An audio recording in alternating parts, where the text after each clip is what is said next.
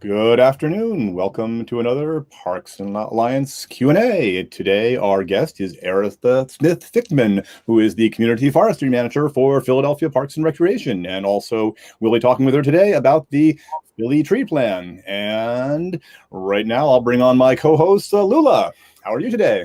Hi, Steve. How are you doing? I'm doing great. How are you? I'm doing well. I always get excited when we have our guests to talk about various topics, and I'm super excited to talk about tree plan for Philly today, and we're going to learn a lot.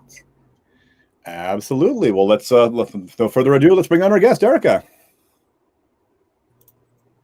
Hello, how are you today? Hi everyone. I'm great. How are you?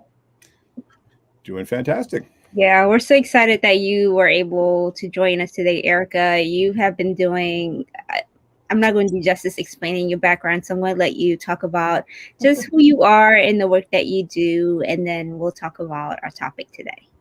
Sure. So Erica Smith Fichman, and I'm the Community Forestry Manager at Philadelphia Parks and Recreation. So that means that I work with people to do forestry work in their communities, either planting or care or maintenance. I am honored to supervise the Tree Philly program, which is a program that brings yard trees to people all across the city. And I'm the project lead for this Philly Tree Plan effort, which is a 10-year plan for the planting and care of Philadelphia's urban forest. And we have a really large project team that's been working on it across the city, different agencies, nonprofits, state and federal agencies. And it's a really big effort. Could you tell us more? I know you'll address this in your presentation, but if you could just tell us more now, just generally, what do you mean by urban forest? Yeah, the urban forest. So it can seem kind of like a technical term and a little bit hard to understand, but really it just means every tree in the city.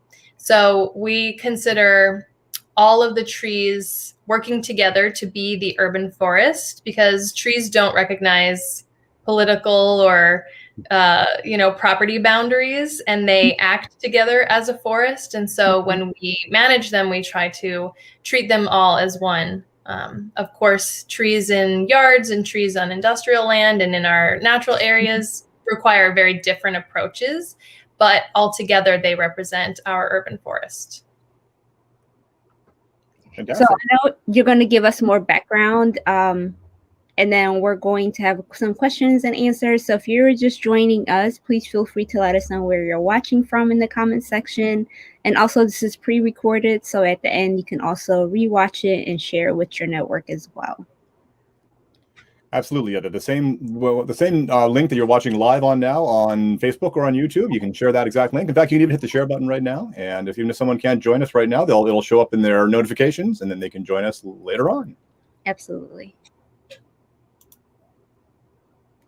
Great. Well, Lula, any other questions before Erica starts her presentation? No, because a lot of the questions that I have, I know Erica is going to cover it. So I'm sure we'll have more afterwards. But let's bring up the presentation. I'm excited. I have seen the presentation before, and I have learned greatly a lot about Philadelphia and also the importance of trees in our neighborhood and our communities, and also just I'm excited to talk to you about like environmental justice, what that looks like, having healthy trees in our communities, things that we overlook. So I'm excited to see your just presentation, and then we'll go from there. Fantastic. Thank you. We'll bring that up, and I'll just sort of advance it as we go along, but just obviously let me know if we need to go back or address anything again there, and we'll Lula and I will sort of step back into the studio and let you take the stage.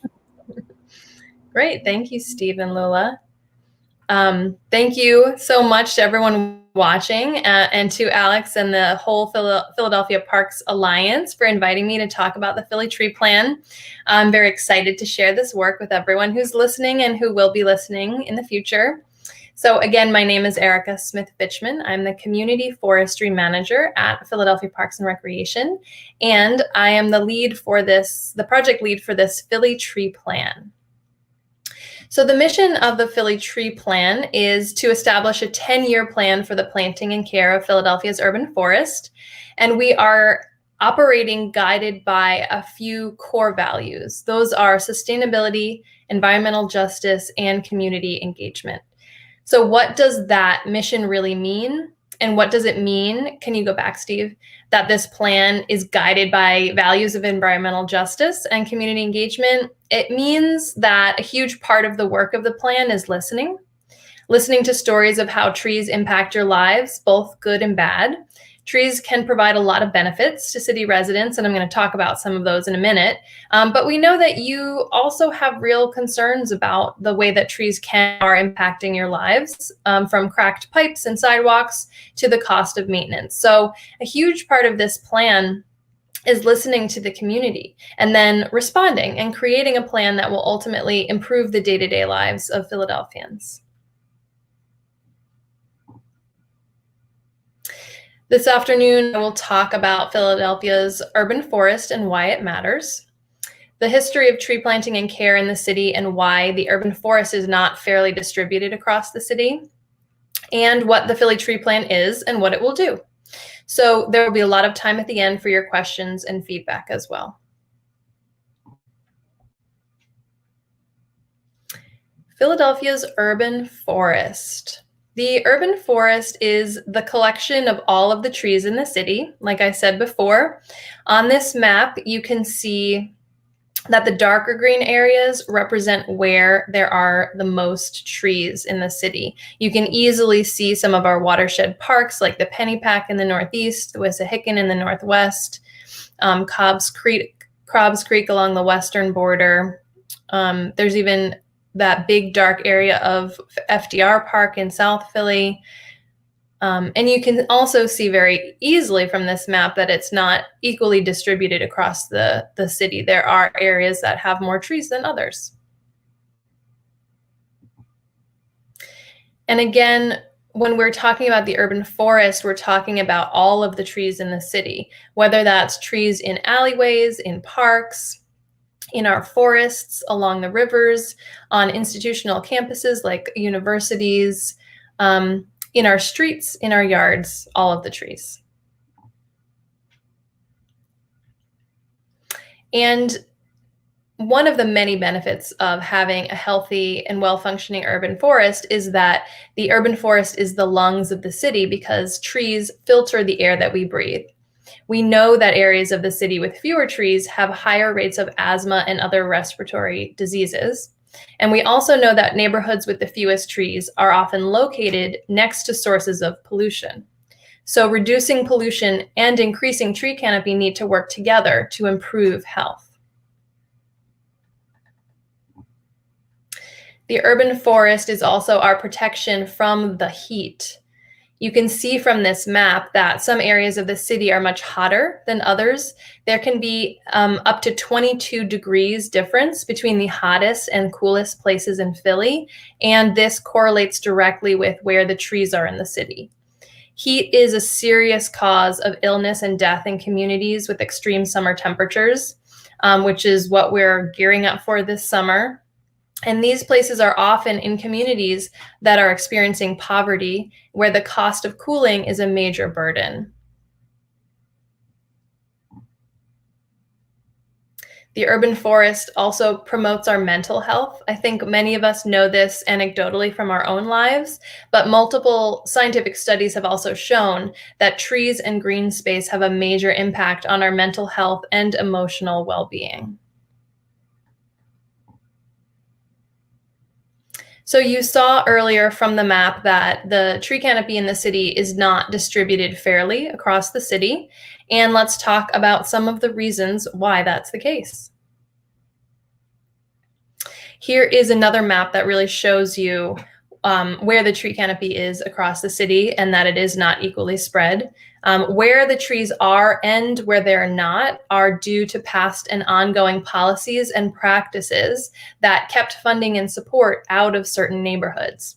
It's also due to decision-making that did not take the time to think about how decisions would affect different neighborhoods. And many of these decisions did not involve the community. So the burden of advocating for justice fell on the back of neighbors. You can see in this map the areas outlined in red, which clearly have less tree canopy than some of the other areas, represent areas that were marked hazardous in the history of redlining, which I'm going to go into in just a second. But you can see very clearly that areas that were marked hazardous from the Homeowners Loan Corporation, which is colloquially known as redlining, have fewer trees than the other areas outside of that. So some reasons for these patterns, I just talked about redlining, but we are also going to talk about development patterns, barriers that renters experience in getting and caring for trees, and historic budget and service cuts to city services. So in terms of development and the history of that, Philadelphia neighborhoods like Kensington, Fishtown, Harrogate, Manayunk, and Tacony developed around industry, and factory owners built housing for their workers that prioritized density so they would be close to their work. And these dense neighborhoods were not designed with trees in mind. So the history of the way that housing was developed in certain neighborhoods that had a lot of industrial activity left very little room for trees then, and definitely now as well. Another thing that is still happening today is that renters have less ability to plant trees and face barriers because only a property owner can request or approve the planting of a street tree in the city. And this makes it very difficult to plant new trees in neighborhoods with majority renters. Maintenance and care of neighborhood trees falls to the responsibility of homeowners that can hire a private contractor or have very robust volunteer-run organizations. And this means that neighborhoods that are wealthier have healthier trees and more of them. And in addition, renters are disproportionately people of color in Philadelphia and across the country. So redlining, a little history of this, the Homeowners Loan Corporation, which is usually shortened to HOLC, was a government-sponsored company that was established in 1933 as part of the New Deal. And the HOLC gave letter grades to neighborhoods based on whether they were good places to invest with government loans. So that means people who were trying to buy a house, this determined whether or not they could get a loan to do that. And that has implications for the generational wealth of communities and families. So D grades in this map are shown in red, and home loans were very difficult to get in these red areas. Trees follow investment, and redlining slowed down investment in those areas. And the effects of redlining are still felt today all over the United States, not just in Philadelphia. You can very easily see how these red areas also correlate with the areas where there are fewer trees in the city. And an additional historical reason for the way that trees are distributed across the city has to do with white flight. So in the 1950s, many factories closed, moving jobs out of Philadelphia, and many of the white middle-class residents who could afford to leave moved to new housing that was restricted to whites only in the suburbs or in the Northeast and along the edges of the city. And while this was happening, Black and brown and low-income white residents who could not afford to leave were left with decaying infrastructure and reduced city budgets for services.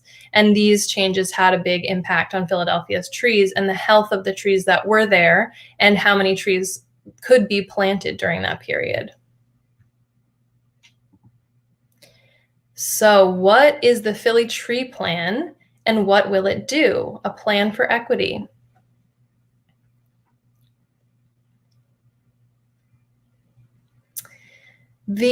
One of the main goals of the Philly Tree Plan is to bring the benefits of trees to the communities that need them the most in the ways that support those communities the best. We know that healthy, well-cared for trees can do a lot for city residents. They can be a source of joy. Neighbors get together for cookouts under the shade of the trees on their block. Tree plantings and the greening of vacant lots can bring beauty and help a community fight off short dumping. Fruit trees can help feed the neighborhood. Planting a memorial tree can honor the lives of friends and family who have been lost to gun violence. And trees can mean a lot to us. Trees can also cause problems. People can get wary of trees because fears of roots getting into their pipes. A tree along your street may be lifting the sidewalk, causing a tripping hazard or making it difficult for people in wheelchairs or pushing strollers to get around. Weed trees can take over an alleyway or grow out of people's houses. Trees can block streetlights, making streets darker at night. And these experiences with trees can hurt our pocketbook, making it harder for us to get around and making our neighborhood feel less beautiful and making us feel more unsafe. So through the Philly Tree Plan, we are seeking out stories about the joy and the stress that trees bring and centering community voices in the planning process. So that means that engagement and resident leadership is happening on many levels to make sure that the plan supports community needs and does not create additional burden.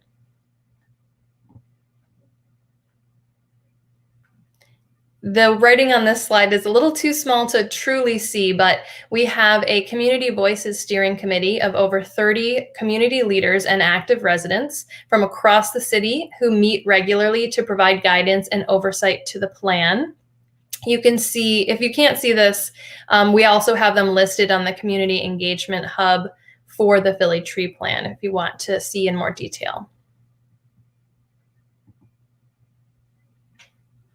We also have multiple levels of engagement that are guiding how the plan is developed. So I'm going to go into a little more detail on some of these, but we really want everyone listening, if you haven't already, to fill out the citywide survey. We also have a virtual open house that you can see if you're interested in what I've been talking about and want to learn more. There is more about all of these topics on the virtual open house, which you can access via the same survey link that Steve has on the bottom of the ticker. We also are doing a photo challenge, which actually just wrapped up on May 15th, but you can still search on Instagram and Facebook for hashtag Philly Tree Stories to see the different stories that people submitted for that photo challenge. We're doing an engagement tour, which this is a part of, where we are speaking to as many people across the city as possible, especially in our priority neighborhoods, so that we can hear what people have to say and reach people where they are in the meetings that they're already coming to. We have the Community Voices Steering Committee, which I just discussed. We also have a neighborhood ambassador program, which is wrapping up this week. It was a 6-week program that employed 17 people from across the city in priority neighborhoods to be ambassadors for their neighborhood to the plan, to tell us what they are experiencing in their neighborhood with trees. And again, I'm going to go into a little more detail on all these things. We hosted 7 stakeholder workshops around very specific topics with experts from those topics. And we will have a public comment period on the draft plan in the late summer or early fall.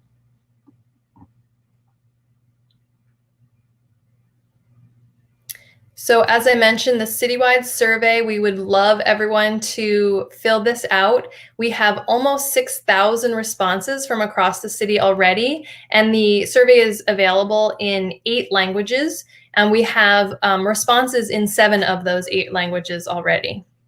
So responses to this survey will guide every part of the decision-making process, from city policy to funding decisions to education and community support programming. This is just a reminder that the photo challenge is over, but you can search on Instagram or Facebook hashtag Philly Tree Stories to see some of the submissions. And then the neighborhood ambassadors, this is a group, again, of residents from across the priority areas of the city that are paid to participate in a 6-week program that's wrapping up this week.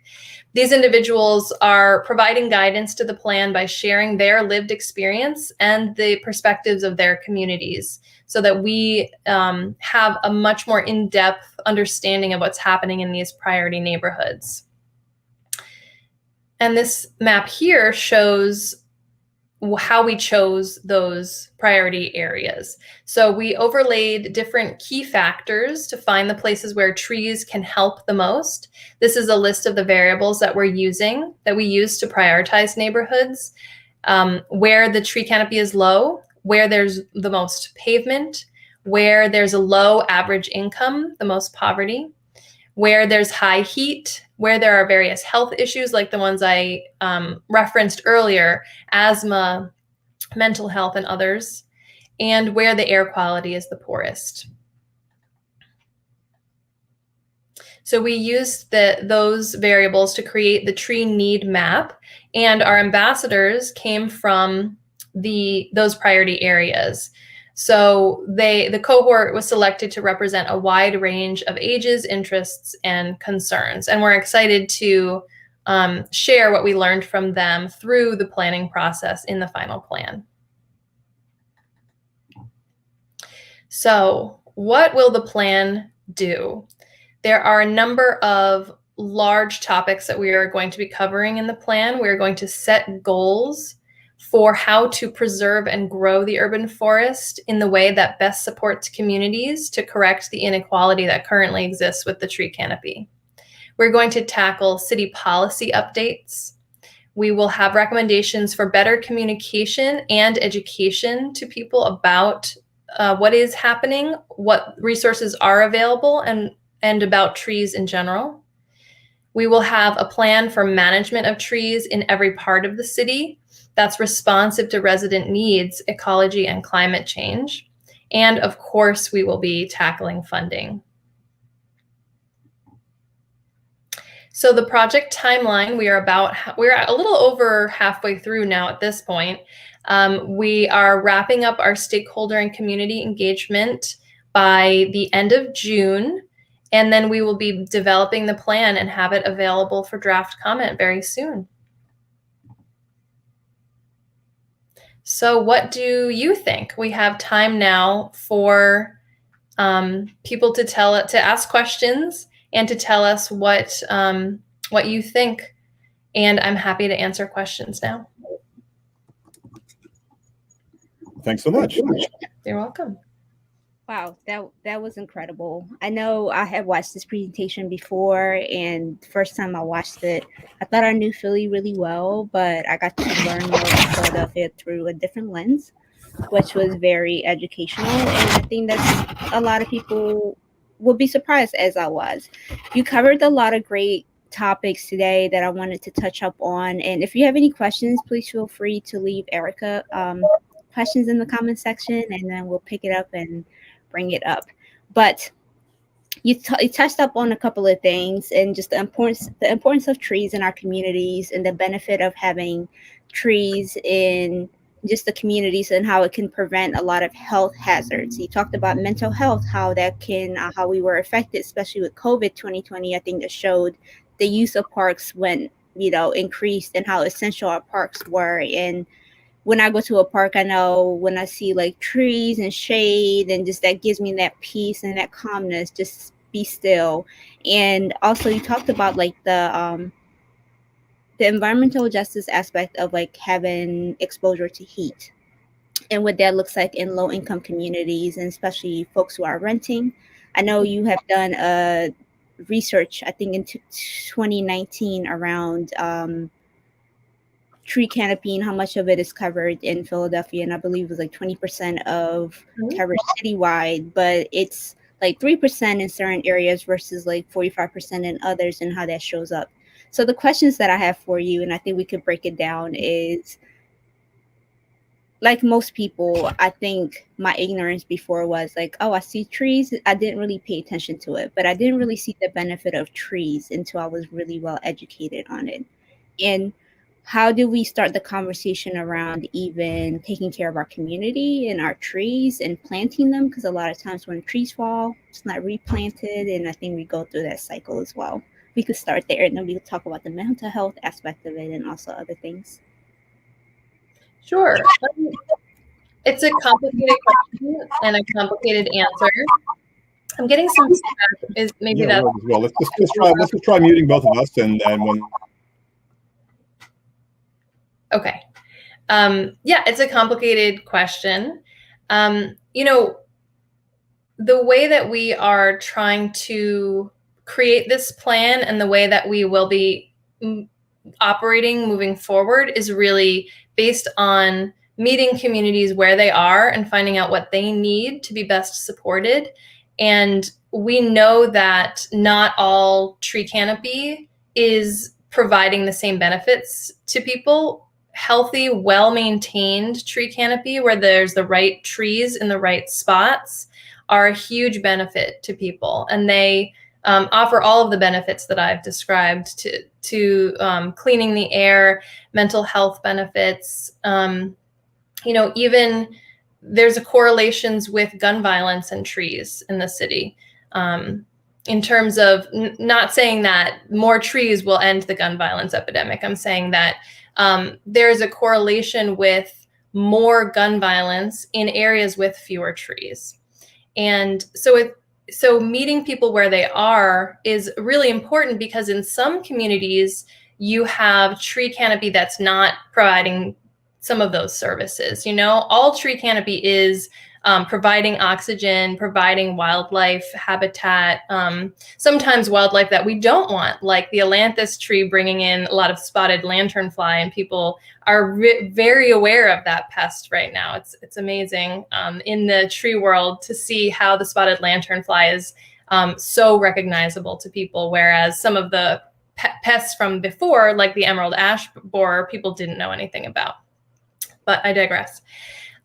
Some tree canopy, when it's poorly maintained and it's not the right trees in the right places, is contributing to people's mental health problems, right? It is contributing to feelings of being unsafe. So, we recognize that in some neighborhoods, having a healthy tree canopy might be removing some trees, right? You have to go backwards in order to go forwards. So it's really going to depend on many different things.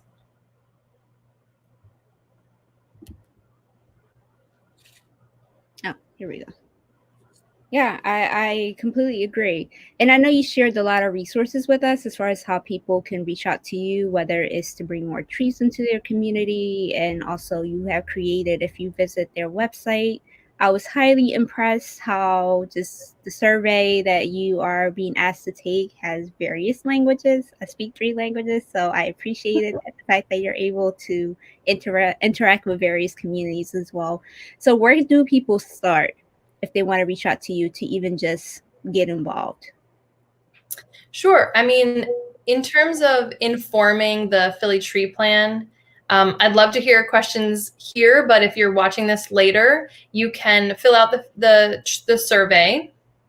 And then when we have the draft plan ready for public comment in the fall, then you can tell us what you think about the recommendations that we've drafted, for sure. But in terms of really getting involved in your community, there are so many different ways to do that. The Parks and Rec Department partners with the Fairmount Park Conservancy on the Tree Philly program, which gives away free trees for people to plant in their yards. So if you have a yard and you can plant a tree, plant a tree. If you don't, or even if you do and there's no room left, or you don't have the space, then you can get involved in hosting a yard tree giveaway for your community. We know that yard trees are a great solution in some neighborhoods, but not all neighborhoods have the yard space for them. So that's where you can get involved with street tree work. You can request a tree through the Philadelphia Parks and Recreation Department by going through 311, or you can get involved with our partner organization, the Pennsylvania Horticultural Society, and their Tree Tenders program, where you can learn about how to be a community tree leader, and you can organize street tree plantings in your own neighborhood. So there are many ways. And then, of course, there's the Park Friends Network as well, getting involved with your local park and making sure that you have a healthy tree canopy there through volunteering. And then, of course, again, advocacy through the Philadelphia Parks Alliance, helping to, I don't know how much as a city employee I'm allowed to say about that, so I'll let Steve and Lula talk about how you can get involved with them. Absolutely. Thank you for that. And advocacy is a huge part, right? We have to play our role to advocate for ourselves and our communities. And here at Philadelphia Parks Alliance, we do that various ways. We have the opportunity to really be on the ground to talk to Parks and Recreations, leaders, or community members to see when budget season. So how does a budget cut affect? And I think we have seen, especially with 2020, it has put us in this very uncharted territory that a lot of our recreation centers had to step up to serve our community and our kids, serving as access centers, and also the usage of parks, like we talked about earlier, going up. So with budget cuts, like what does that look like continually? So we have been advocating by meeting with different council members to talk to them about what 2020 looked like for our communities, but also how we can't continue to march in that road, and we need to restore and get more money. So our kids have programming, our staff has support. Hopefully our recreation centers can continue to stay open, and also we have maintenance for our parks because they're heavy traffic, as you have seen. So we have two things that you could do. We have our take action that you can sign on the letter. We'll put the link in the comment section. And the other important thing is May 26th, we have a hearing. You can sign up to advocate just to say how important Parks and Recreation is. If you need talking point, we'll give it to you. But you literally could just say like how important your local Parks and Recreation is and within your community. It's like less than 2 minutes. So you could do it that way as well. So that's the way you can advocate. If there's one thing that you can do, I think there's several things. We're asking you to fill out a survey. You can sign our action letter. But these are just if you are like me who would like to take action right away, we do have a couple of things that you can choose from. And if you look through our comment section, we have put links that you can click on. And Steve, I'm not sure if I forgot anything. I think you've covered it pretty well there. Yes, great. Yeah, so if you have questions for Erica, we have put her the link in the comment section as well, and also including the survey. I highly encourage everyone to really look more into just tree canopy and Philly tree plan and what that looks like for our city. It plays such a huge role in, I think, not only for right now, but also for the future and what type of community that we're leaving for our generation to come. Erica, I'm just genuinely grateful for your ability to continuously educate us on just the amazing things that you are doing and your committee is doing, and you're continuously working to connect with community members by creating the ambassador groups. And I just genuinely appreciate you, and thank you so much for taking the time to be with us here today to continuously educate us as well.